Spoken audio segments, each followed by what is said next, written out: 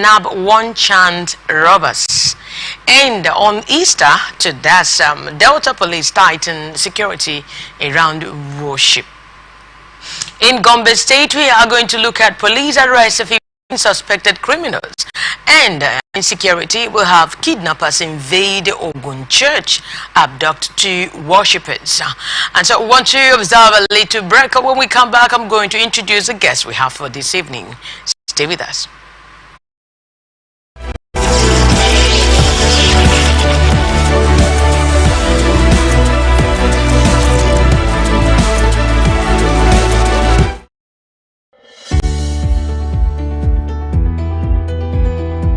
People into the country illegally. That is amazing. Honorable you human trafficker. Honorable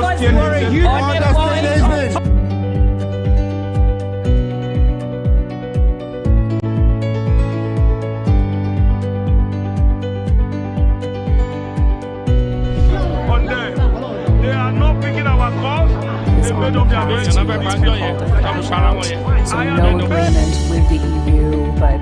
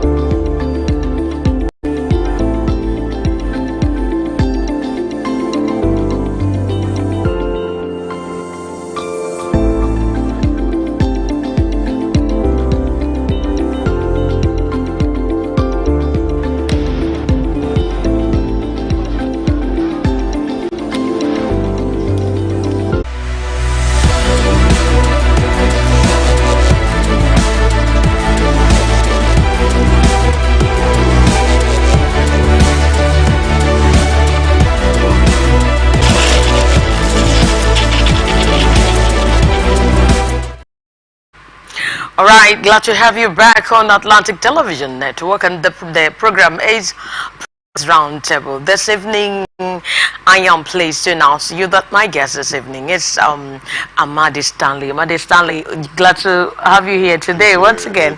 You're very welcome.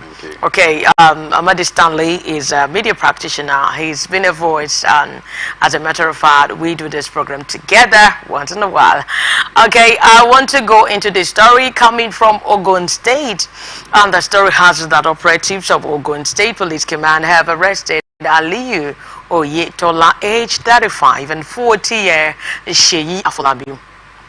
They're said to be members of a four-man gang of one-chance robbers terrorizing residents of Sangota and its environs.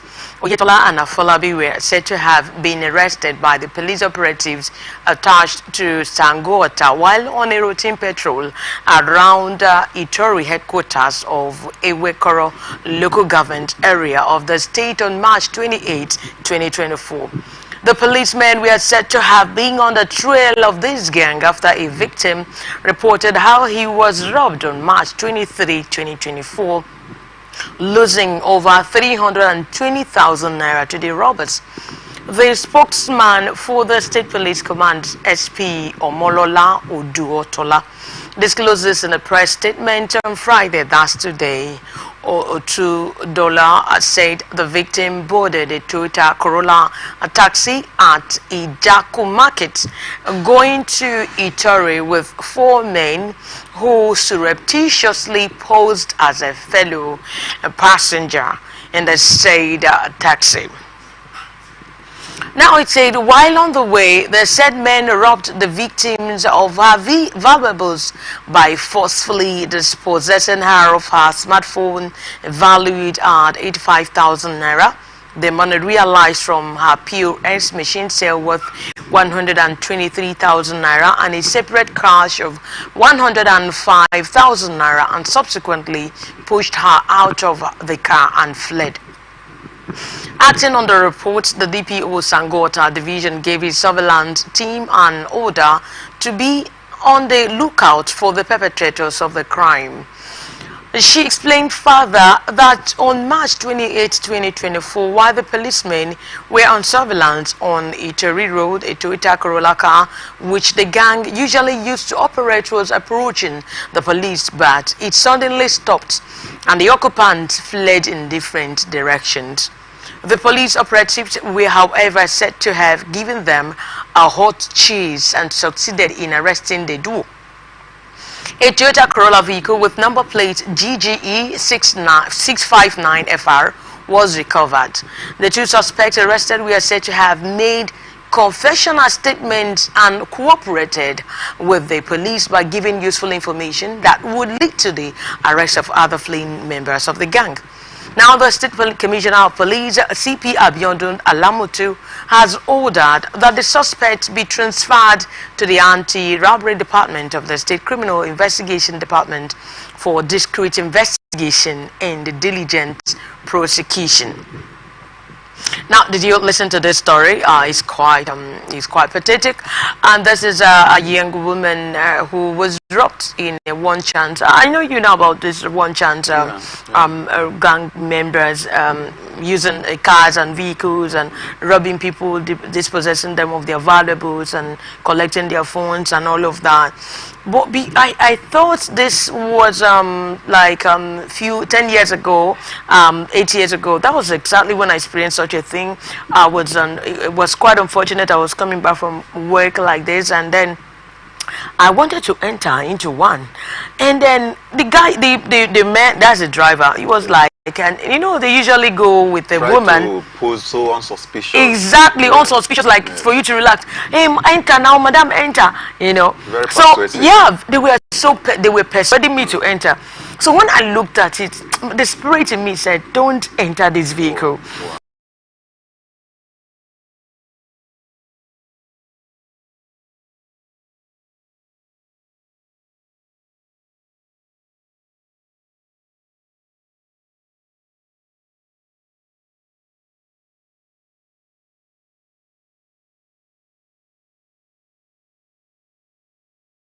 I actually had a first-hand knowledge of those who were victims of this one-chance robbery. Was it just this week? Wow. And it's pathetic. You can imagine what it means for someone after putting all effort to make ends meet in this economy. And someone someone somewhere will just get up in the name of robbery to, you know, dispossess you of your valuable without doing what is legally right to earn a living. It's a very sad one. And, you know, one sad aspect of it is that they come with different fashions. They come in different fashions, different dimensions, posing as very, you know, innocent commercial riders and passengers on the way. And it takes some designing spirit within to actually, and God himself to actually be free from all these one chance robbery, because we've had incidents where people lost their life.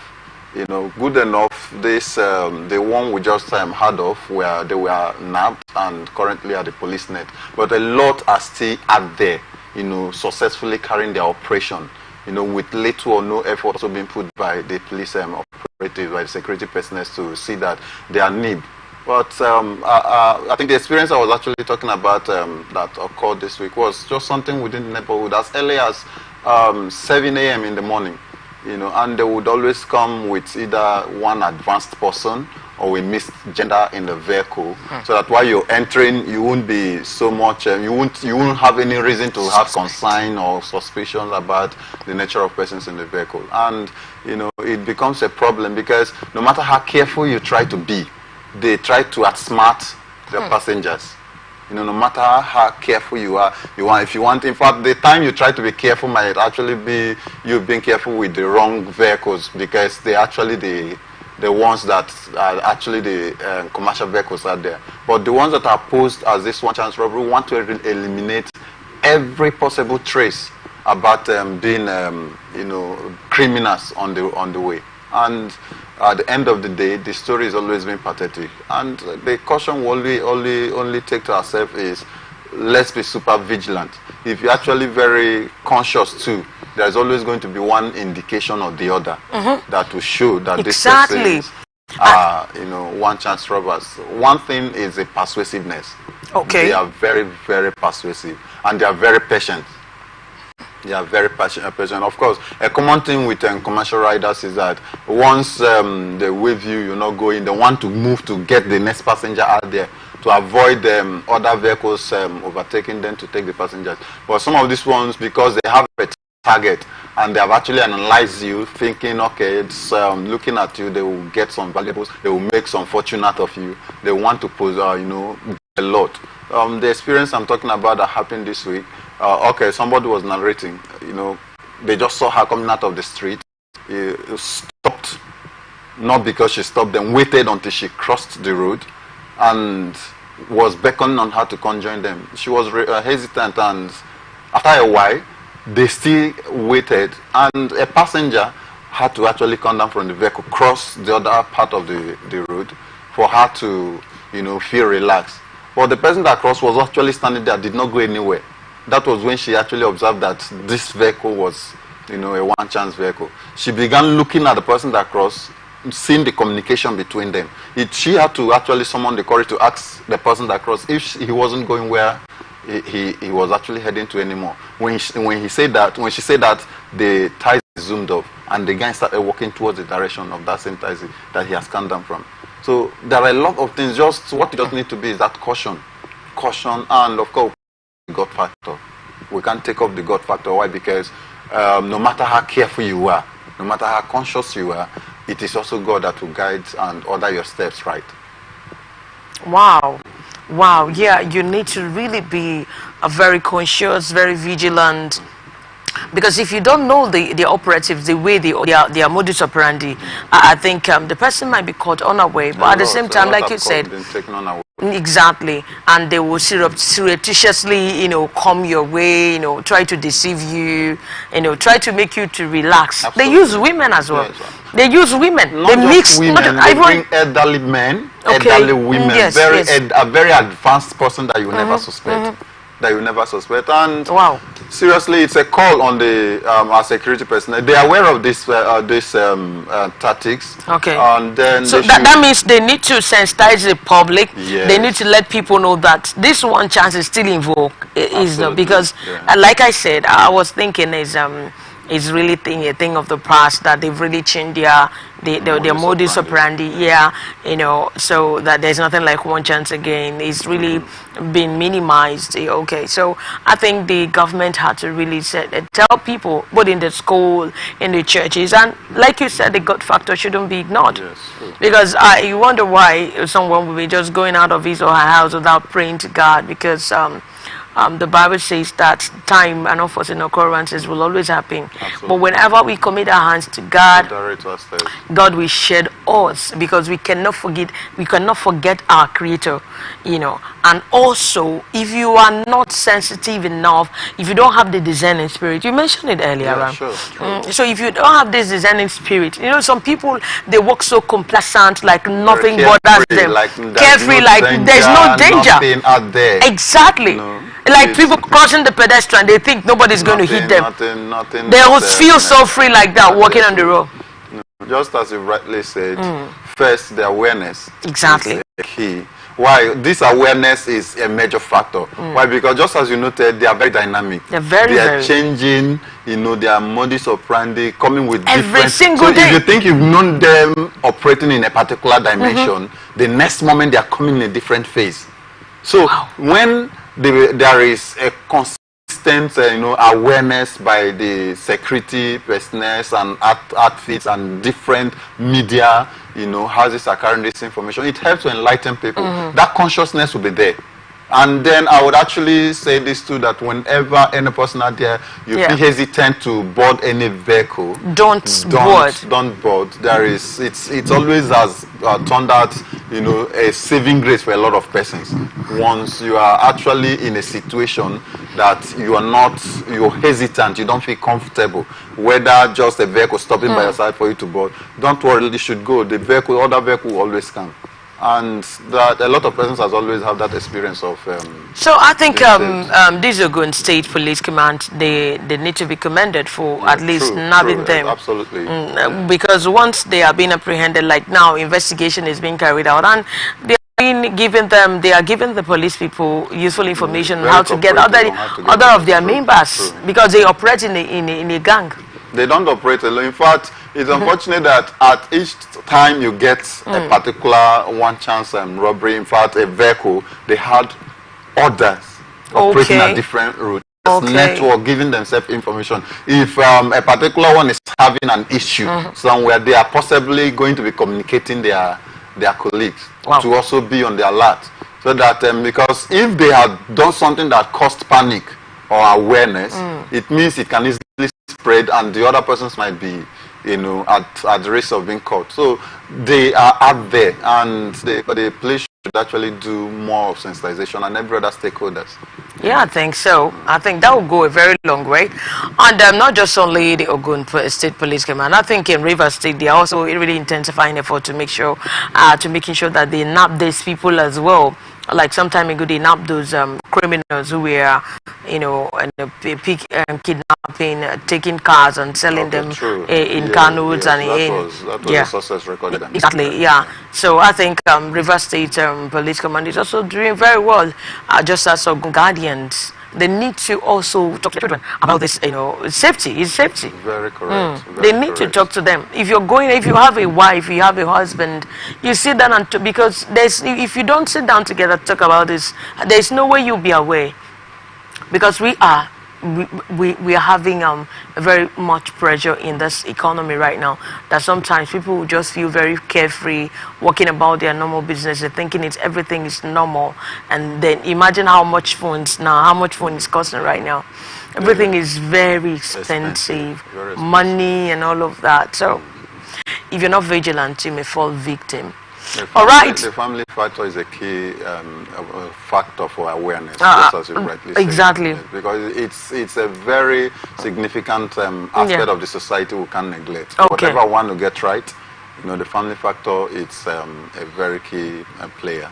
Yes. All right. Thank you very much. Let's move on to the one that happened in Delta State. The Commissioner of Police in Delta State, CP Olufemi, has assured residents and non-residents of the state of the command's readiness to ensure a hitch-free celebration ahead of the Easter festivities. This is following the massive deployment of officers in the command. This was contained in a statement signed by the State Police Public Relations Officer CP SP Bright Edafi on Friday.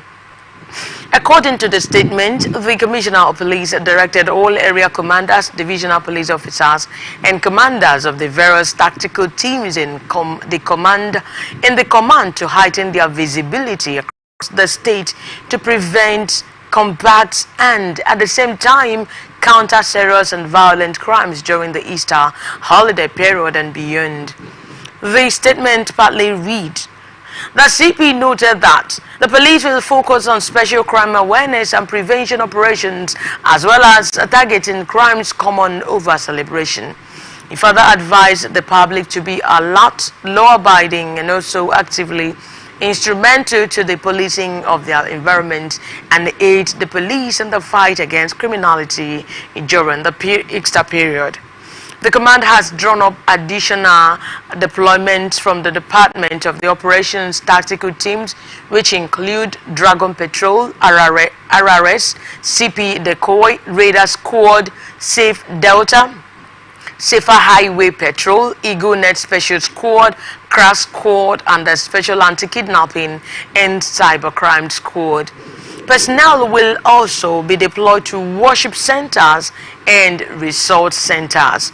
CP Olufemi noted that the command will be tightening its crime-fighting efforts during the Easter period and beyond. Hence, all officers will be out in full force, working closely with other sisters agencies to ensure the safety of the good and peace-loving residents in the state.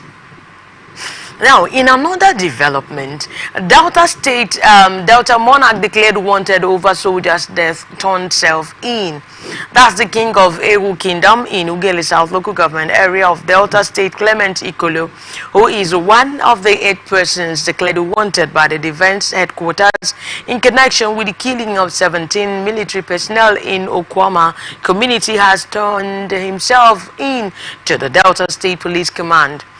The monarch was said to have arrived at the State Police Command headquarters at exactly 6:41 p.m. on Thursday, yesterday, to report himself to Police Commissioner Olufemi. Now, before he turned himself in to the police, the monarch spoke to journalists, insisting on his innocence in the matter.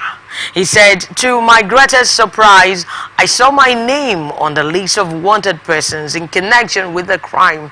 Let me state here clearly that I have not been able to access my kingdom. To date, I have no hands in the killings. This is a serious crime against humanity, and it is against my faith as a Catholic." The Delta State Police Command confirmed that they have him in custody. The police spokesman in the state, Bright Edafi, confirmed that he is in the custody. Now, this is actually in Delta State. The Delta Police Command is actually saying that they are tightening security around the worship and then their worship centers so that nothing could happen to them. Now remember, why is this news? Why is this happening? Is because of what really took place on the 14th of March when 17 soldiers were slain. You remember that, you know, these were soldiers who went for peacekeeping and they were all murdered. And yesterday we heard that they have already brought out the names of those who they are suspected to have hands in the killings of the soldiers. Now the monarch came out because he was among those ones. He turned himself. Now they said they are tightening security is because if not because of what happened, it was because of what happened that really made them to say, okay, now imagine both the Safer, the RRS, the Safe, all of the whole squad. They are now deploying them into this in Delta State. You know, I think this is a very serious concern. And I don't know, they're talking about the Easter because they're like, okay, we want to stop whatever because this is Easter period. Something could come up tomorrow and they might perpetrate crimes because they can use this period of celebrating the Jesus Christ right now in order for them to perpetrate crimes. And so what can you say about this, what is happening in Delta State generally? Yeah. Okay, basically I would say coming with this deployment of police personnel is just the tactics of the police trying to boost the confidence of Nigerians when it comes to the security aspect of the country. Because basically with what is happening now, it's getting to a point where every Nigerian is afraid of the security situation in his or her environment or even the society at large, especially when it comes to festive period, large gatherings or events, you know, that could actually attract the attention of these terrorists, the kidnappers, or whoever they might be, the bandits and all the likes. And, you know, I began to imagine it's in the past years it has this deployments and awareness of police personnel being sent here has not been as you know, very obvious as it is for this year or this Easter period particularly, you know. And it's possible that if they didn't put up these measures, most persons wouldn't actually have the confidence to go out or do certain things they would do. Most persons would prefer staying indoor, because the next place they might be going, they can't say what would come out of it. Not just about where you are, it's about the nation at large.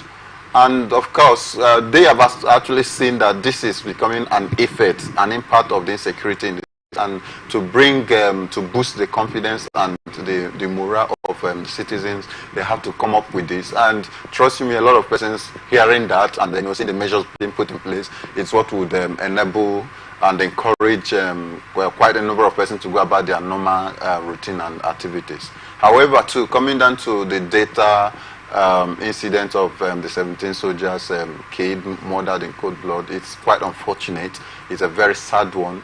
It's an unpatriotic one, and no person, you know, could, you know, see that as a humane act. It's condemnable by every ear that you know, hears that. However, too, trying to investigate and bring the culprits to book, due diligence should be taken, measures should be taken. Getting to hear the stories of the invitation and those declared wanted, I had a bit of my reservations on that. Why? Because before you declare somebody wanted, there are factors that you consider that could say, or measures that have been exhausted, and say these measures have been met and yet it's to no avail. Or it's, the process are not reachable before you talk about being declared wanted. If in the course of your investigation fingers are being pointed towards a particular channel, I think the first thing that is done is to invite these persons for, you know, clarities to, you know, prove their innocence and explain their involvement. Where they try to, you know, boycott the invitations or make themselves unavailable or even possibly loop the country or whatever, you begin to talk about, you know, declaring them wanted. Why? Because all measures and channels have been exhausted. But for the case of the monarch, who we learned had turned himself in, is a clear indication that possibly none of these measures has been put in place. None of these measures has been put in place. It's possibly coming from a place of credible intelligence or a pointer that such an individual and such an individual had a particular role they played in a communal misunderstanding or communal issues, and hence a naysayer could actually have the opportunity to point at these persons. And hence, when you are putting up these measures, when you're trying to work on what you just hear from in the name of an intelligence without following it up to the letter, it doesn't make it professional anymore. It doesn't put you at a good page, you know, carrying out your professional function. If this man, if the monarch has been invited or reached out to for, you know, possible questioning, as we had in the case of the cleric, the Muslim cleric Gumi, of course he actually went with all the controversies and all, you know, we've had. And same case should be extended to any person that has, no matter the security state, no matter the factors or consideration being put in place.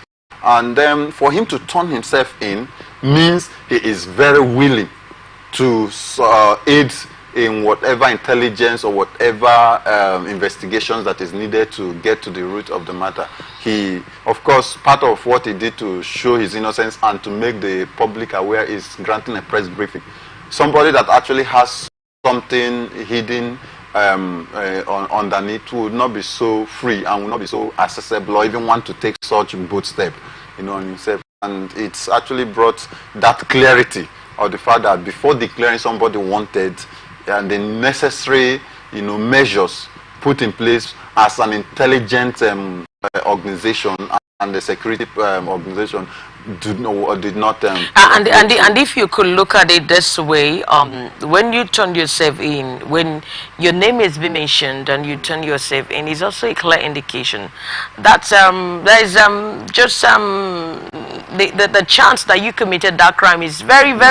Very slim. Very slim. Yes, and trust me, most reasons why people don't even turn themselves in. Because they are guilty. Yes, they are guilty. They are guilty. But most persons that are not even guilty, that do not turn themselves in, is the fear of what is the guarantee that turning themselves in and after trying to prove their innocence will be taken that way. Exactly. But most of the times you've been invited, all has been concluded, judgment has been passed before you come. They just want an opportunity to apprehend you and then frustrate the hell out of you. And now because the army is involved, yes, the army is involved, and they would say, okay, for as long as we are in our one, we're going to eliminate you. You're gone forever. And that fear could actually make people not want to turn up in such a, but where we have a true democracy, where things are done constitutionally, being invited by a security agents or whatever agency of government should not be a thing of fear, should not be a thing of concern about your well-being, about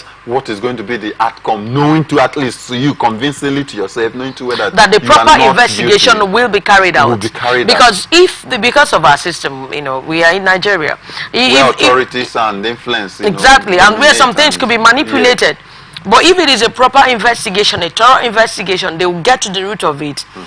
Getting those people who actually perpetrated those evil. I think there's nothing to worry about. No, the factor, in fact, so far, I would say a lot of Nigerians actually itching and watching to know what is going to be the outcome of the monarch who has turned himself in.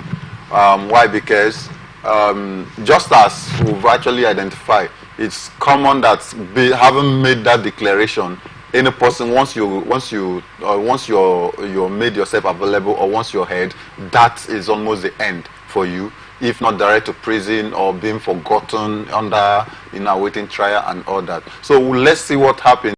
I think the case of Gumi, within a day or so, he came out and said he had a successful deliberation with the federal government. We also want to get a feedback of, okay, what was the outcome of discussion? How is they should give the media access to get updates of the investigation and the well-being of the monarch and any other person. That will actually encourage every other person that are yet to turn themselves into decide their availability or not, because they want to watch what is going to turn out of the monarch who has actually gone in, because possibly he's doing that now because he thinks he has some credible reasons not to be indicted. First, from his narrative, we've gathered that he has not been in the community for a very long time till the time of the incident, and he also had to do a backup press briefing to show that this is where I'm heading to, this is the invitation I got, and I'm going to such a place in case there is an unpalatable story coming out about him,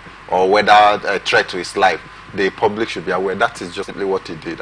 And every other person is watching. Myself, actually, I took interest when I learned he turned himself in. Yeah, honestly, I just want to see how it turns out and how they are going to carry out the investigation. Okay, I want to commend the Delta State Police, the CP. They are doing really great job because of now everyone, Nigerians are actually looking up to them in Delta State to make sure that the citizens, both the security agencies, are protected. Okay, now we want to embark on a very short break. When we come back, we are going to look at more stories. Stay tuned.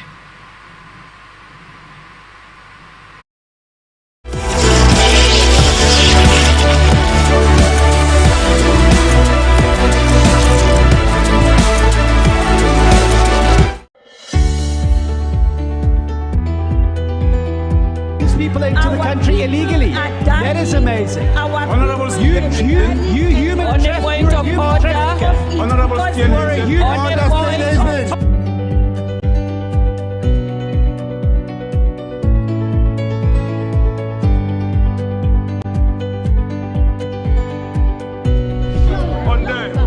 They are not picking our calls. They made up their So no agreement with the EU, but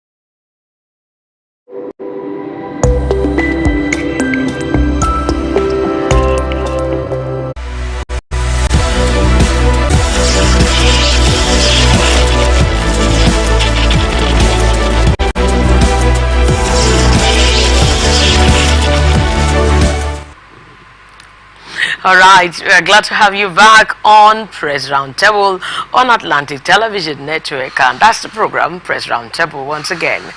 All right, now let's go on to what is going on in Gombe State.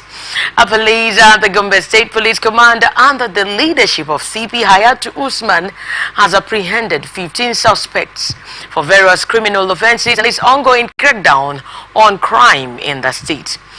According to the command's public relations officer, ASP Mahid Muazu Abubakar, the arrests were made as part of the command's efforts to combat crime and ensure the safety of residents and visitors. Mahid stated that 3 suspects identified as 25-year-old Hassan Danladi, 42-year-old Seth Adamo, and 22-year-old Eli Bullis were arrested for criminal conspiracy and illegal possession of firearms. He said Danladi was found in possession of illegal arms, including a Dane gun, bow and arrows, charms and armlets, which he confessed to obtaining from Adamu and Bulus, all residents of Kautungu local government area of the state. Another suspect, Mohammed Umaru alias Madaki of Bomala Quarters, Gombe, was arrested for causing grievous hurt. He attacked Mohammed with a cutlass, resulting in a deep cut on the victim's left hand. Adamu Bello, 27 years old of Barunde Quarters, was arrested for criminal conspiracy and armed robbery. He was part of a group of hoodlums who stole various items valued at 1,162,400 from Al Mustafa El Yakubu of Barunde Quarters. Buba Wakili and Babangida Mahadu, both of Damra, were arrested for criminal conspiracy and kidnapping. They were involved in intimidating Buba Tukoro of Damba village to pay 1 million naira or risk being kidnapped. Adamu Meikudi, 23 years old of Meirana village in Biliri local government area, was arrested for criminal conspiracy and theft as well. He was part of a group that stole 23 cows from Golombi village and sold them. Other arrests included Usman Yarima and Sani Adamu for theft, Nasiru Sani for criminal conspiracy, house trespass and theft, Abubakar Saleh for criminal trespass, theft and possession of a dangerous weapon, and Anas Ibrahim and Zaradin Abubakar for criminal conspiracy and armed robbery. Now, the State Police Commander urged heavy truck drivers and trailers carrying foodstuffs to be cautious of criminal elements who climb on top of trucks to steal foodstuffs. The commander also commended his officers and urged the public to provide vital information to aid in the fight against crime in that state. Okay, that's a crime. That's it on Gombe State, and they have arrested. The police there has also arrested 15 suspected criminals, and you've seen their charges. It starts from kidnapping, robbery,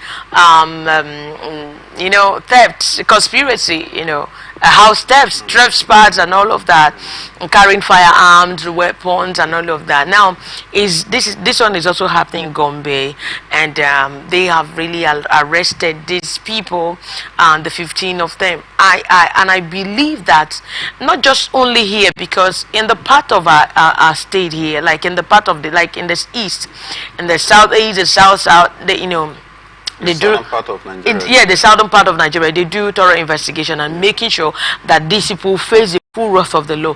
And I wish same thing will also be accorded to these people who are perpetrating this crime in the north, because this is really high. And the second one was they said, these trucks that convert food items to east and all of that. They said some of them will climb there and be stealing, even while motion. Motion, endangering their lives. But now these ones that are being apprehended, I hope they are going to really make them to face full of the law. Is it because they are from the Hausas or from the north and all of that? They are going to show them temper justice with mercy. Actually, I don't want to give a coloration to maybe ethnic factor or regional factor. However, I also give credence to the police, personnel and the operational man approach this time around. At least granting press briefing, at least almost on a weekly basis now. If I don't know for other state, but for River State, I think there is this culture over the time that on a weekly basis, this press briefing is being granted to update on the successes made for the week and for the month, and then kidnappers or crime rates that were being nipped for the month or the week in review. But however, too, I think I also saw, I can see it's a similar thing that we're actually looking at Gombe and Ogun State and other places that's happening. And this brings, to notice the number of crime that is being curtailed, that this police operative and enforcement try to, tackle on a daily basis. And what actually kept me, wondering why this story was being, taken is the fact that despite this effort being put in place, what is giving room to the reoccurrence? Because when a particular issue is being addressed, it's as if it's being recycled. There is a continued approach to it. There is no effort. It's as if the police are also actually not doing anything. What is giving the confidence to these criminals to keep on with these acts, to keep on perpetrating these evils, even knowing too well that they might be caught, and then knowing the extent and the risks of what they do, that it can even take their life and all that. There is something that is actually happening. There is something that is not done right, either from the police end or from whatever end. And that brought us to your concern, to the area of concern where we're looking at. Why is it possible that thorough investigations are not being done, or is it possible that when these persons are being caught, they are being released or let go after maybe bails are being perfected, or one form of money is paid for one reason or the other, or when calls are being made from authorities or from one quarter or the other, these persons are being relieved. Most persons, carry out the crimes they carry because of the confidence they have, because of the backup they have, that believing that they have somebody that will come for them, especially those they are reporting to. And there is no way, if these criminals know to it, that once they get there, the law will catch up with them and will follow with them through to the letter, that a number of them will not have the caution and the reservation to pull out of the crimes that they carry out. So something is actually not being done right. Something is not necessarily, certainly not being done right, and that begins to come, that begin to raise questions in the place of the police personnel state. Why? Because first, these persons, you've caught them. We have incidences or situations where we heard that such a person has been caught, and after a couple of months or thereabout, we get to hear another crime being committed by same person. And the question we begin to ask, how did they come out of the previous crime we had of? How did this person come out of what we had, he or she was involved on the last time? So these are things that happens that begin to bring about the recycling of crime, the increase of crime rates and all that. To the police personnel, I know they are doing a great job. It's not actually easy. I actually have this understanding that there is no job, there is no work anybody does that is easy.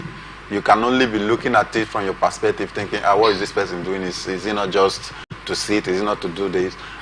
Judging from yourself, knowing how difficult or how tedious it could be for what you do, how it is most often, that is how it is. So it is not easy.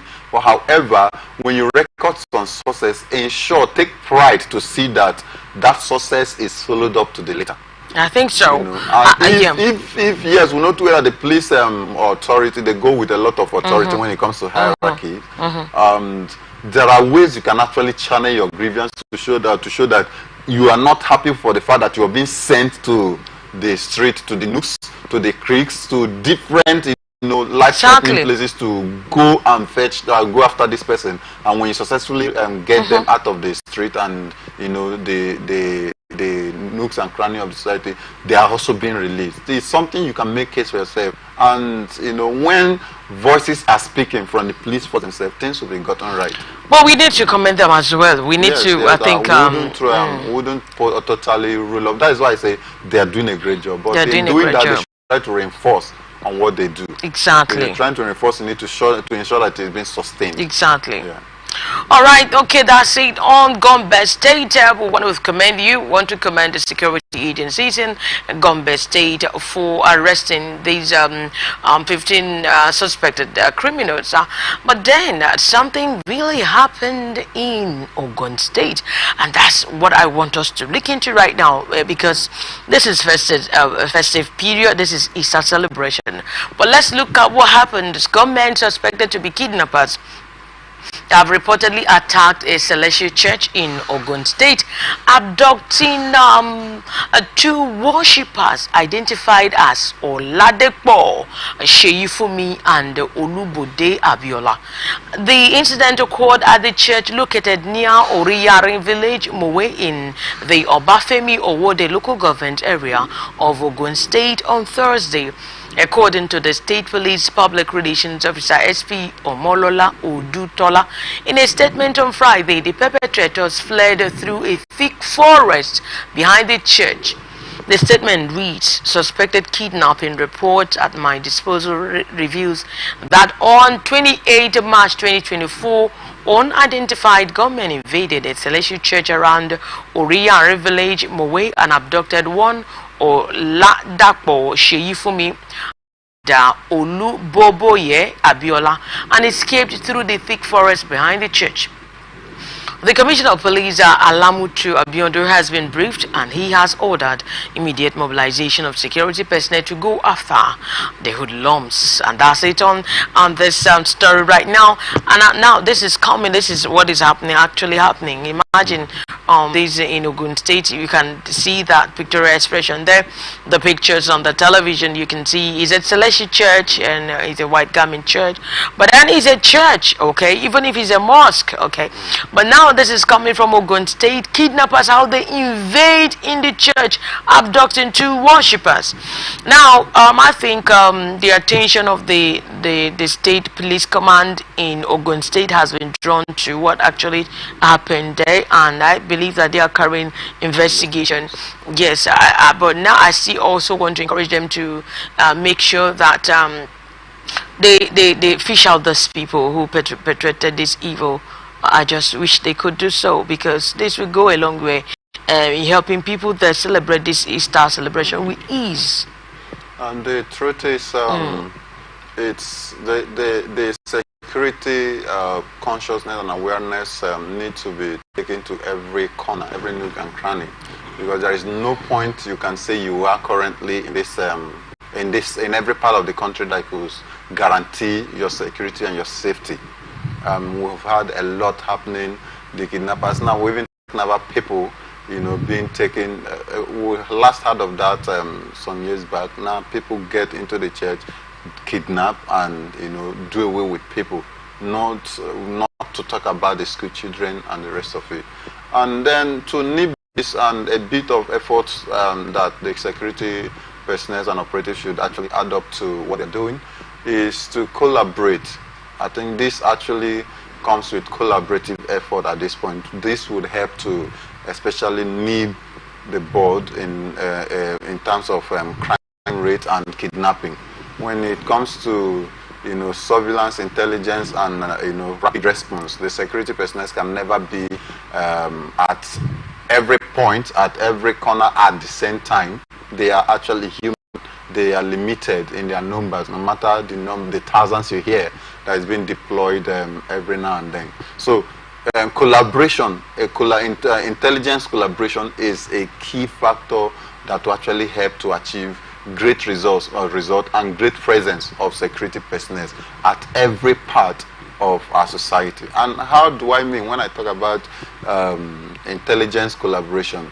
We have, yes, in fact, in the north, as we hear, when it comes to the battle or combating banditry and the rest of it, a lot of significant sources that has been made by the police and army operative has always been in synergy with hunters and other locals. Most of the times you hear joint operations with the police, with the army, and then the hunters or the vigilante of that local. And what is informing the sources most often is actually the role the locals play, which could be the vigilante group, which could be the hunters association, or any local group. Because first, they know the terrain very well. They could actually know the terrain better than the kidnappers. They've taken this part, this and this and this at the point where they're going to, eventually head to. This is where they are going to, is going to lead them. This is how the forest look like. It's possible that they might be confronted by a river somewhere, and they will need to cross the river, they will need to take a path. They know distance, and they can actually, go ahead of this kidnapper. So collaboration is one key factor. And that is it. And that is it. Because when they work together, when they work in synergy, they are going to fix out those people, and it's going to make it easier for them to guide and secure the place very well. Yes. And it makes it very much faster and easier to. They might not be able to stop the crime from happening. Okay. But when whoever that is involved in that crime knows to where that eventually they are going to be caught. Exactly. It's going to actually forestall. Exactly. It's going to bring some caution and in fact some crime will never take place at the first instance. Why? Because absolutely. They know to where that when they embark on that journey, the possibility of scaling through is less than 50. Okay, now, anyway, that's much we can take. But then, now, what's your last word to this is Easter celebration? Yeah. What's your last word to people, so that we can, both the security agencies, both the, in fact, both the citizens. Yes, today in the society, what we're talking about